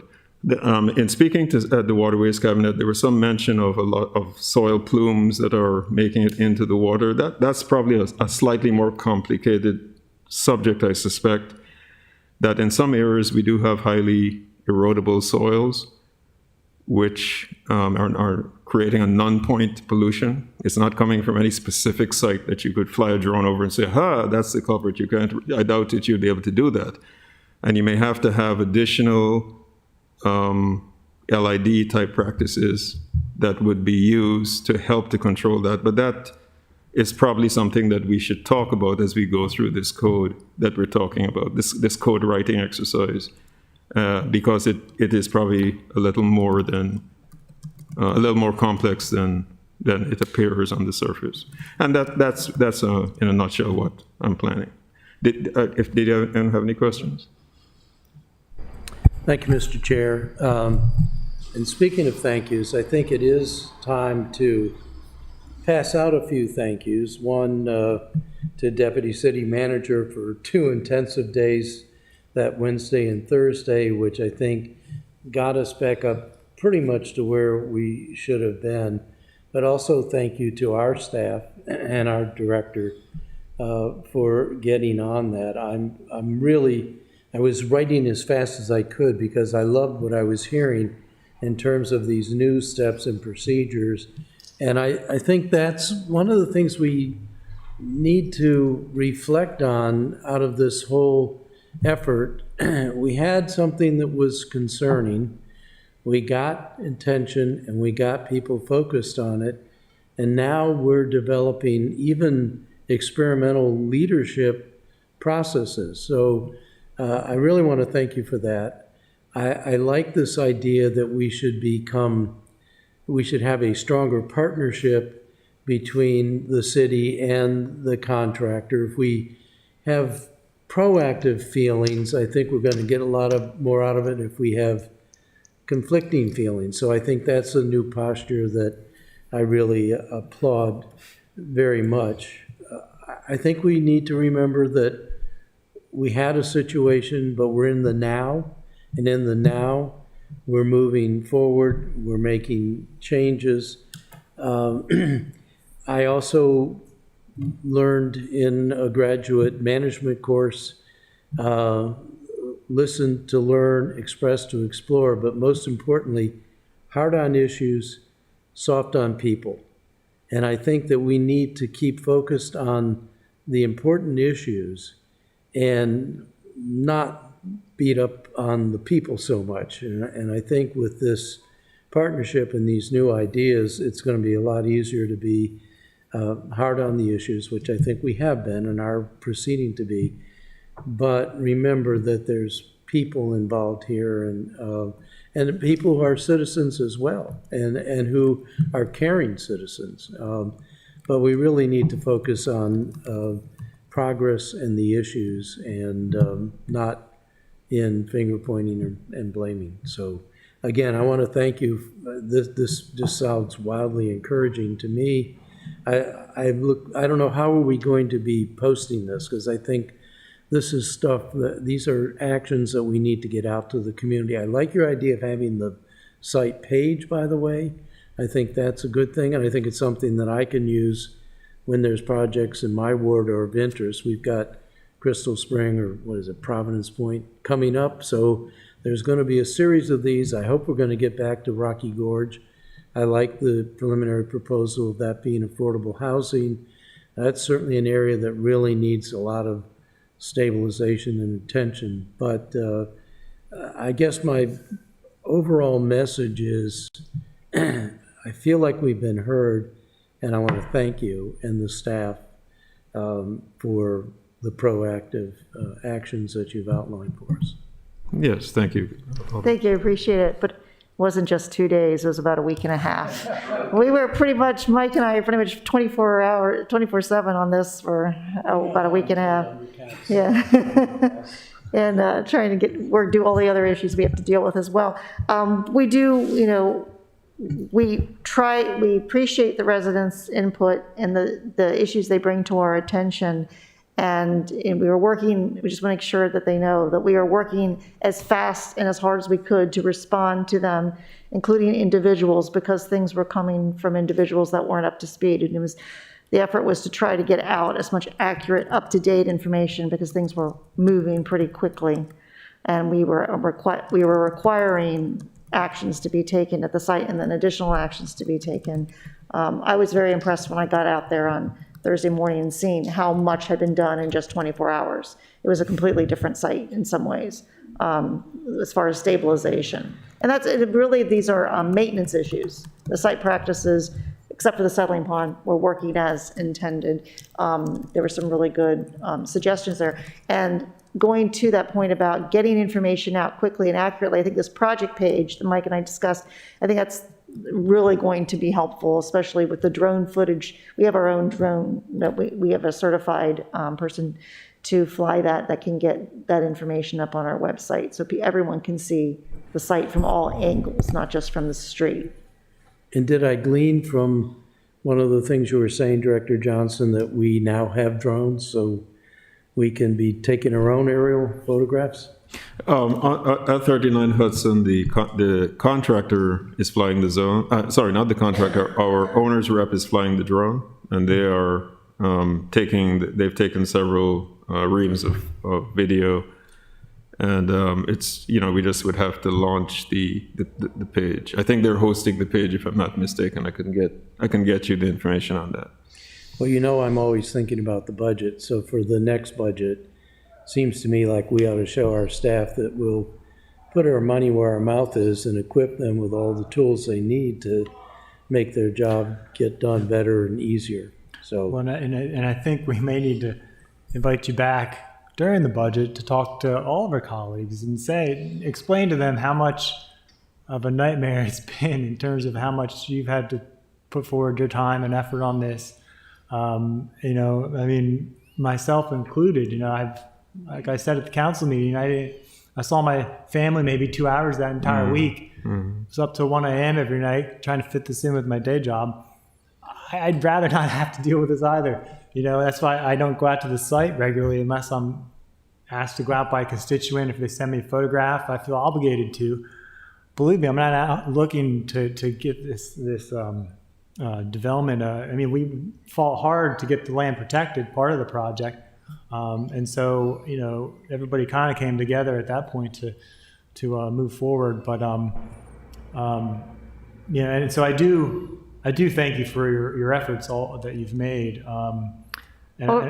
Alderman Thomas, I just want to say that the efforts, that we're working with the developers to move this project towards the point where it's completely stabilized, where these piles are gone, where the vegetation is planted and can take root. We want to do that, make sure that happens before we get into winter, when nothing will grow. Yeah. And I believe Director Johnson knows when most of that will happen. Yeah, I think they've already put in a lot of the curb and gutter and are seeding the areas, because that was the key area to demarcate where the base for the roads will go in the community. And then the rest of the areas can be sort of hydro-seeded or to sort of ensure that we do get growth before the cold is upon us and nothing really can grow. That's good. And that will sort of help with, within a short order, you wouldn't have any ability for anything to move on site, and they start mucking out the silt basins and converting them to bioswales or whatever the features are taking them out. No, I'm glad that you're thinking ahead there. That's absolutely right. It'd be good to get that buttoned up. And I think, I don't want to beat a dead horse, but I do think it's important to clarify why I think some of the community, environmental community, my constituents and myself have been so frustrated, is that this is, as I said at the council meeting, the third big blow up that we've had with this project. And the first one, I did sit down with the city manager and say, if we don't get this under control, this is going to be a nightmare for everybody. Just wait till Crystal Spring comes around. I think if we get things in order before that, we'll be in good shape. But I also do want to say, I think what you've said in terms of what you're doing, that's exactly what I know for me wanted to hear. I think that's what we've all wanted to hear, and I think that's great. I think that really would set us as a leader in this particular program for the state, and that really, I think. So I do want to commend you on that. I really think that's a great, something great coming out of this. And I think one question I have with that though is, how much of that, because I know some of it might be tough to implement for this project, but how much of that are you going to be able to implement for this particular project? On Parkside Preserve? Yeah. Okay. Of what I've said? Yeah. I think that a lot of the stabilization would sort is ahead of what is needed, because if they put in the roadway base and so on like that, then really you don't really have soil equipment running on soil or soil being tracked anywhere. You do have sort of like a, sort of impervious ribbon on which equipment will run. So I think we're past the worst, knock on wood, with items on this site. And I would see them sort of over the coming month or so beginning to button up and prepare the site for the cold weather. And, Okay. Yeah, and so on like that. And I, Just say knock on wood. But I think Alderman Savage was referring to how many of these new initiatives, such as the multiple Yeah. levels of inspection, do you have going on at Parkside Preserve? Well, we have 40, this here, requiring new developments to carry multiple levels of inspection, I think is best done in the code. And this contractor is voluntarily, doing their own inspections, but we have more staff providing, they're on site more days a week. I don't think that it would be easy for me to tell them to get a third-party inspector at this point. I mean, where we are in the project. But for future jobs, once we get this into the code, it would just be part of the permit, right? They would just have no choice but to comply with what we've come up with. So, and that's my preferred way of dealing with it, Yeah. because when it's done by departmental policy, I'm a little uneasy with that sometimes. It's very dependent on who is the director or who is, Sure. in different offices, and you don't get a consistent set of behaviors. Yeah. But the code makes everyone behave consistently. But you're working on a project page for Parkside Preserve currently with your staff? No, You're not? I'm not. Parkside, the project page will be for 39 Hudson. Oh, for 39 Hudson, Yes, okay. for our DPW site. okay, yeah. Right. I'm not doing a project page for Well, so Parkside. I per do se. want to get to the public soon. I don't know if any of them have to leave. Alderman Savage, I just wanted to let you know, I'm not going to run away. I have to leave at 4:55. We're still interviewing for the resilience director positions, and I have to prepare for an interview. That's at 5 o'clock, so I will be leaving about 4:55. I have looked at your report. I didn't have any Yes. questions, And but so thank if you for that. if I did provide an updated October report for everything resilience and sustainability, if committee members want to send me questions or call me later about it, they can do that. I emailed it out yesterday morning, I Yeah. believe, Alderman Arnett. But that's fine. Thank you, Ms. Scott, for Okay. coming. So, yeah, I think a lot of those are good. I think one of the things, though, for this project, what in particular is going to be changing, because I think I do want to transition into, and before I get into that, I guess I'll say in terms of because I did listen to the Creek Cabinet as well, that meeting, but when you're talking about building a collaborative relationship with the construction company, look, I've been doing construction for now, pretty much almost my entire 20-year career, but I agree you've got to do collaboration with construction, but I don't think it's necessarily that cut and dry when it comes to enforcement, right? I think because that's where I think the collaboration, enforcement's not necessarily just about collaboration, it's about the authority, really, right? That's because same thing with the police. Sometimes they do a collaborative approach, but sometimes they have to use the authority line.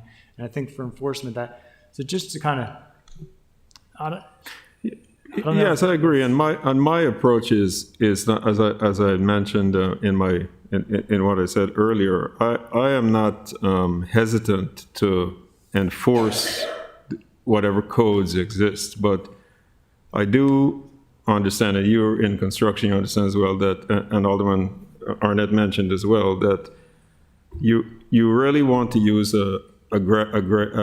graduated levels of pain, if you will, in sort of gaining compliance. Sure. It's easier for me to, if I'm working with you, if you understand what I want, and we will have a frank and open dialogue of what I expect you to do on site, and if there's some mistake you made, you didn't follow it, I'm not going to really hit you with the nuclear option, go to DEFCON 1 the first time. I'll save that for you if you're sort of an intransigent scofflaw. You just don't care. You're showing me that you really don't care, right? You're a bad actor. Then I can use the maximum level of pain Yeah. every day if you want. If you want us to play that game, we could do that, right? But that's not going to really be the best way to start a working relationship with you. Yeah. Because, as you know, the plans are inherently flawed. There are always mistakes in the plans because human beings made them, right? So plans are always inherently flawed. And the cooperation allows us to sort of fix things and work, ameliorate these sorts of errors and work through the differences in a way that is respectful. You respect me by complying with what I want, and I respect you by treating you as a professional and us working together. And that is the approach that I take with contractors and developers. If we have a bad actor, well, they'll see a different side of me that they'll be very shocked to deal with. Well, then it's good to hear.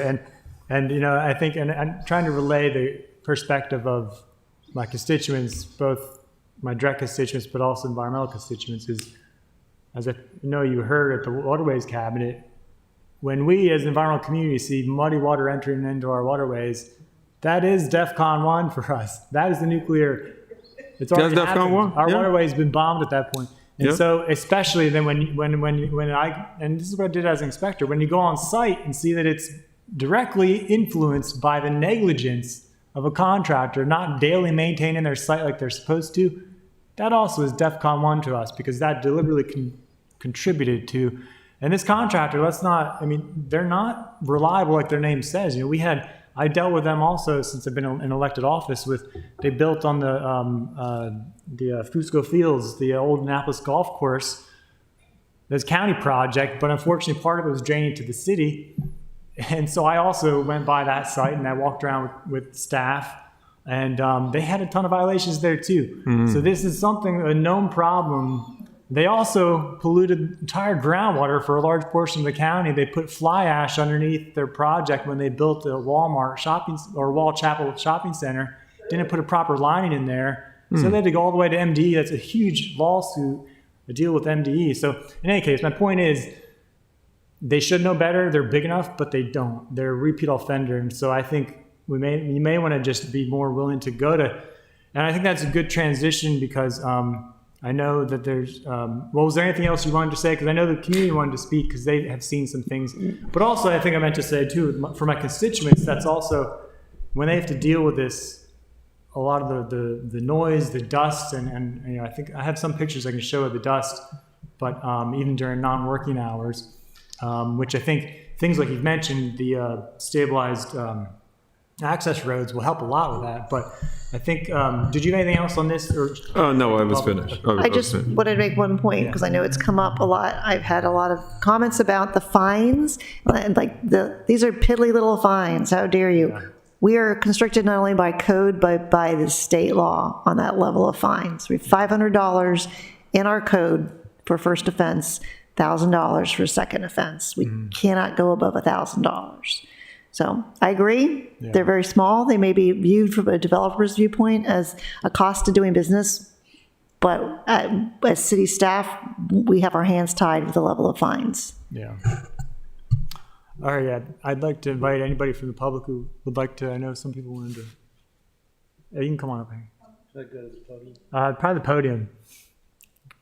Go to the podium.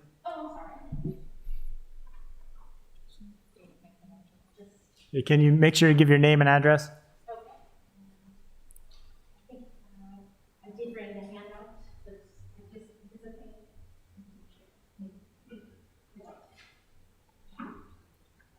Okay. I'll just pass this up real quick. I brought one for the Tierney. Should I leave that with you? Yes. Yeah. We'll put it in. We'll put it in a mailbox. Thank you. Yeah.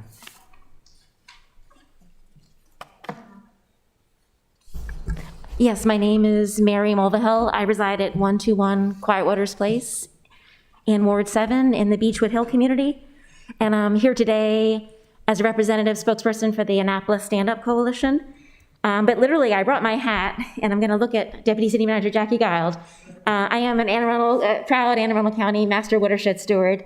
Finished my requirements in April. I know you're with Class 1, so we're trying to follow in your footsteps. But I quickly was asked to be the co-chair for Anne Arundel County of the Watershed Stewards Academy Residential Site Assessment Action Group. We are volunteers that go out and do site assessments of residential properties in the county, including the city of Annapolis, and we're focusing on the 3 S's. Let's slow down the stormwater and the soil erosion. Let's spread out any stormwater on the property, and let's soak it in. So it's basically exactly what we want to do on our construction grading sites, is we want to have effective controls on soil erosion, and we want to prevent off-site sedimentation. And so when I saw what was happening after my training, I had already, from my community, just as Beechwood Hill Mary, with my community, we set up a committee. In November 2020, we started notifying the city. We're seeing these sediment stockpiles, now I know the name. There's no controls, there's no silt fences, it's pounding rain, we're seeing the mud.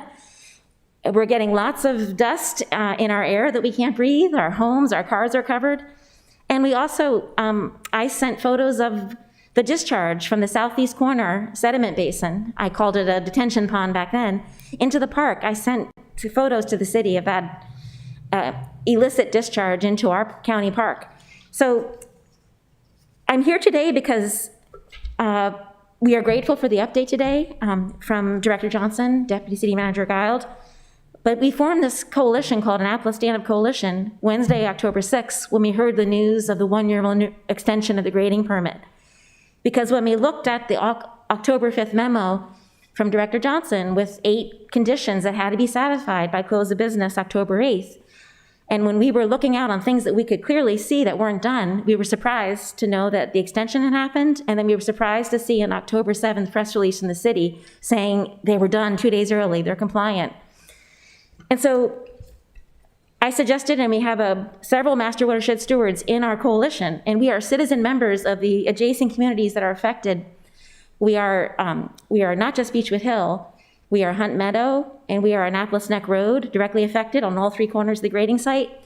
And we have members, citizen members who are also members of Friends of Quaterous Park, like myself, Annapolis Neck Peninsula Federation, and the Hillsmere Shores community. So we are really affected by what's happening there. And we decided, let's start our own 30-party inspection. We're trying to be part of the solution here. We don't see that these things in the October 5th memo, and have been satisfied. And we also went to the 2011 Maryland manual, MDE manual, for soil erosion and sediment controls. And I just handed out to you 2 of the most problematic things that are still to this day, as of last night at 6 p.m. when we did our inspection walk. There are not stabilized construction entrances on Annapolis Neck Road, and there are not stabilized heavy traffic lanes. So you have the standard detail B1, the stabilized construction entrance diagram, and you have the standards and specifications for heavy area protection, B47 from that 2011 manual. Why are we bringing this up? We appreciate there has been some progress on controlling the stockpiles, and that has taken November 2020. It only really started happening till July and August, and we've been living with all this soil coming off the site that shouldn't have been coming off the site, and we are very, very confident that a lot of the problem with that sediment basin was actually airborne soil that should have been controlled under proper erosion controls. This is a system. You have proper erosion control, and then if that's not working, you have good sediment controls to stop that off-site sedimentation from the site. It has to work as a system, and this system has never worked with reliable contracting. The message here is we want to be part of the solution with the city, because this contractor has not been doing effective erosion control and has not been doing effective sediment control since day one. And we've been suffering as communities and citizens, but the last straw is we decided to issue inspection findings, and we've been issuing them to City Manager Gerald, to Deputy City Manager Gild, and to Director Johnson, with a copy to the 3 members of this committee. And we issued our first one from October 10th, and 4 of the 8 items in the October 5th memo were still not addressed, in our opinion, with all the visual evidence links. And we found 7 other violations that are significant. And I'm really highlighting today 2 that had catastrophic I think very catastrophic for the watershed situation. Saturday, October 16th, we had 0.24 inches of rain. So we went out and did our inspection walk right about at the midpoint, 0.112 inches of rain. And I hope everyone who received the memos have looked at the links. You had sediment coming off both of the non-compliant construction entrances, and you had sediment pollution coming off all along Annapolis Neck Road. Disturbed areas where they did underground installations, they never cleaned up the sediment. They never properly stabilized it. And then third, ahead of the rain, we had some winds. And all day long on that site, we had winds coming off the site because they are not complying with MDA. Heavy use travel lanes need to be stabilized. So how could MDE say this is a compliant site when two of their big standards are not still in compliance? And I'm sorry, but how can the city say this site was compliant as of October 7th when we still think that some of those 8 things are not satisfied? And really, this is a big problem for us as citizens. We are being affected, our watersheds are being affected, and I'll just close. Let's keep the watershed in mind. In the end, we have an impaired watershed that this grading site is in. It is the South River impaired watershed under the Federal Clean Waters Act, and I know everybody in this room is aware of that. Well, that's just, my final comment would please be, we have a total suspended solids problem. The sediment, the load in the South River must be reduced. There's a target that must be met. Whether we want to say it's a turbid discharge out of that sediment basin, for example, or whether we want to say it's a sediment discharge, we can all agree it's a total suspended solids problem that's contributing to not having good health in our watersheds. So I'm sorry, we appreciate their update today. The coalition would be happy to be invited to join the new walks that are happening on the site. We have citizens who are trained watershed stewards on all corners. And we would like to see a project page for this. We think now is the time to put up a project page to be transparent. Things are not yet compliant on that site. And so we would have to once again make the stand that this is not a compliant site. The city was not correct when it made that announcement, is not correct today. We think we need a stop work order. You need to have the stabilized construction entrances and stabilized traffic lanes at a minimum. We are putting TSS solid pollution into our watershed. And I'm going to stop there. I'd be happy to answer questions. Thank you. And I just wanted to mention, I would like to encourage city management to please reply to our inspection findings, because we have detailed visual evidence. We provided all the links. We're trying to be part of the solution. We're playing that third-party inspector role because we care. We want the city to get this right. It's the developer and the contractor that should not be permitted to go on with the work there under the current conditions. Please look at our links, and I know the alderman has them, and maybe you'll show some of the photos. Thank you. Yeah, I will bring up some of the photos, but did you have a question? I guess to Mr. Johnson, who should the community, the coalition, direct any kind of photos to? Because I think, have you received a response from any staff? No, we have not. Our first inspection findings was Monday evening at 6:30, the 11th, and our most recent was in the wee hours. On the 11th. Okay. We've issued 4 reports. Yeah. The code does say that a response has to be given to the complainant within 7 days. It has to be investigated within 3, and then a complaint has to be responded to. And so I don't know who would be the right person to send those kind of complaints to, and whenever they want, send them out?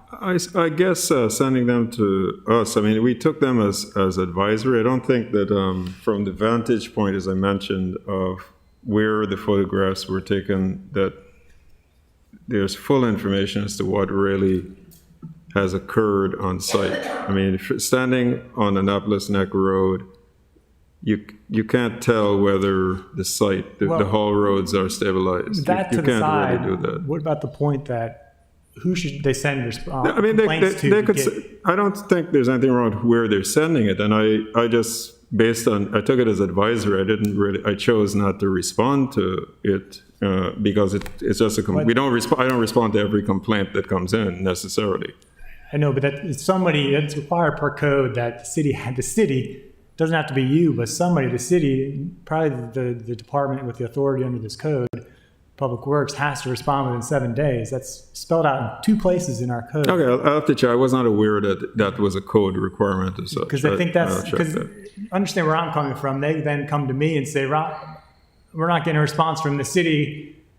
I sent an email to, I think you were copied on it, from another resident of the community that works for DOD, and was saying they feel like they have when they don't get a response, they feel like they have no allies, no help from the city. And nobody, us included, want to be in that situation. I know you don't. You've been a public servant long enough. And so so if we could work out a system, but I do want to bring up, Julian, can you bring up the document 4 I sent you? Because I do think it's important to see, Director John, what's that? And if I could just clarify, I'm here today as a Beechwood Hills citizen, so I'm not representing my community fully, but it's just the coalition, and we're trying to be constructive because we really did be careful with our photographic evidence and the standards, and so thank you. So yeah, hopefully we can get but if not, I'll send you the presentation I had, which basically I went through all the reports that the coalition sent and took out some of them, but I thought were pretty. It sounds like he's trying to talk to you, Julian. So I took some of the key photos and tried to really highlight. I put a date on them that the coalition said, but really what it shows, unfortunately, is that they haven't responded to the directives that you gave them on the 8th. Yeah, I don't think that's correct. Like I saw it was saying that the equipment wasn't unstabilized, so that's not accurate. I'll show you. It's pretty clear. The construction entrance doesn't look like it's installed per specs. There's a lot of sediment around it, and it's supposed to be at least, I forget, 2-3 inches, I think 6 inches deep, and you can see a lot of sediment. It's not being maintained. I can't even see. There's one with a rut through it. Somebody just skidded out of it, but that shows it doesn't look like they have geotextile underneath the construction entrance. But the impact is, which we'll show, you have a lot of muddy water that ends up collecting around that entrance because it's not being maintained. And it does say on the detail that, and in our code, that any kind of sediment or stone that gets deposited outside the entrance on the public road needs to get moved immediately. Immediately. It doesn't just say at the end of the day, immediately. And so when the coalition takes these pictures, I think most of them are at the end of the day after the workers leave, yet there's still a mess right on the site. And there are a number of photos showing that being the case. So they don't leave the site tightened up, and then it rains, and there are pictures of mud in the street.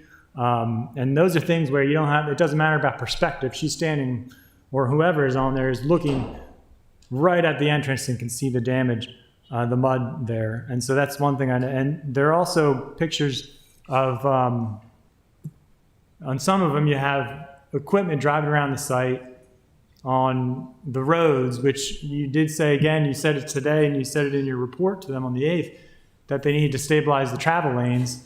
But some of the travel lanes they're using to access the stockpiles are not stabilized. So you have dust following the heavy vehicles. And even after the vehicles leave, after they cease work, you can see images of dust blowing around the site.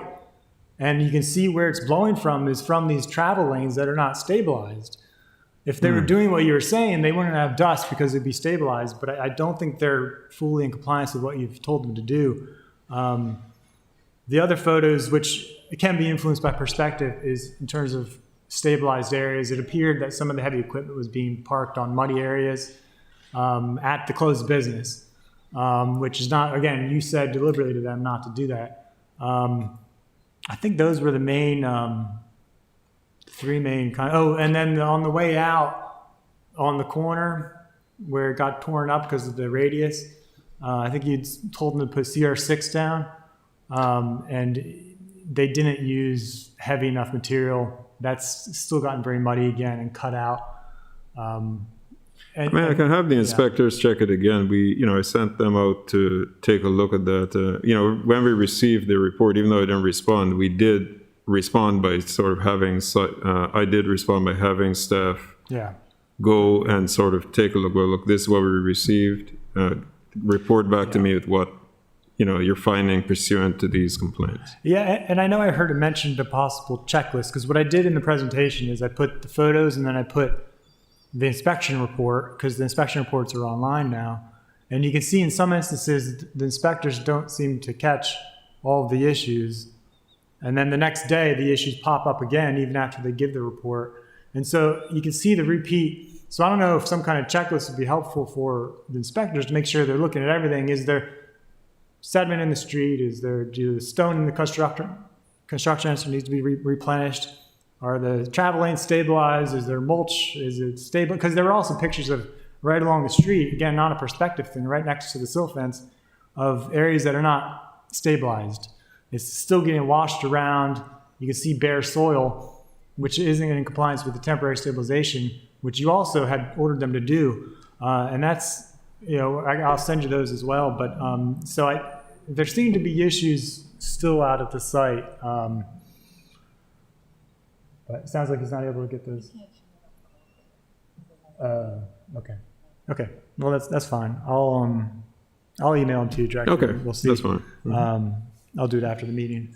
But I guess that's about it. But so all that said, I'm leaving this meeting very encouraged, and I am happy to hear that. I think we're all for the most part on the same page, and that you have taken everything to heart, and have been working on this for the past few weeks, and so I am heartened by that. I just think once I send you the pictures, I just think we need to make sure the developers listening to you. But I also agree. I am also continue to be heartened by because this is nothing. I know this has gotten heated at times, not necessarily between us, but with various parties, and I think it's important to keep in mind that we are all in it for the same reasons. We all just ultimately want to stop the pollution, and I do greatly respect the work you do, also your staff. I just think we need to. We're trying to identify some of the shortcomings, some of the gaps, and close them. But I do greatly respect what you've done this far with the department. You obviously have a very forward-looking perspective. I'm also greatly encouraged to hear you repeatedly talk about wanting to update our codes for resilience. That's definitely at the top of our list, I know, for next term. And so really do want to work with you and also your staff on that. I know your staff brings a lot to the table on these issues, stormwater issues. And I guess I'll just leave it there. Do you have anything you want to say? No, I've already given my thanks, and I do appreciate. I think we all appreciate getting help from the citizenry. Obviously, they want our help too. They're being more directly impacted by it in many cases than we are, but I do feel we're making some progress. That nothing stops. We always have to have continuous improvement, but I do share your feeling that we're getting some good things done, and I want to thank you directly, Director Johnson, for taking this to heart. I liked, and as I said, I was writing it down as fast as I could. I liked what I was hearing, so I do appreciate that. Thank you. Yeah. And, with Annapolis, it's a unique area. I've been in the environmental field for, again, over 20 years, so I studied. And this area is really the leader in this whole East Coast, frankly. I think we have such a high concentration of environmental professionals, focus because of the treasure of the Bay. And so that's why, these issues do get a lot of people's attention, for better or worse. But with that, thank you again. Did you have anything else you wanted to say? No, I did not. Thank you. And, I look forward to, working with this committee as we address some of these very challenging issues in the next session. Excellent. Thank you very much, Director. Thank you. I'm sorry, I didn't ask anybody else in public, but I think everybody looks okay. Is there anything else from the committee? I move we adjourn. I'll second that motion. All those in favor, please say aye. Aye. Aye. Ayes Meeting have it. adjourned.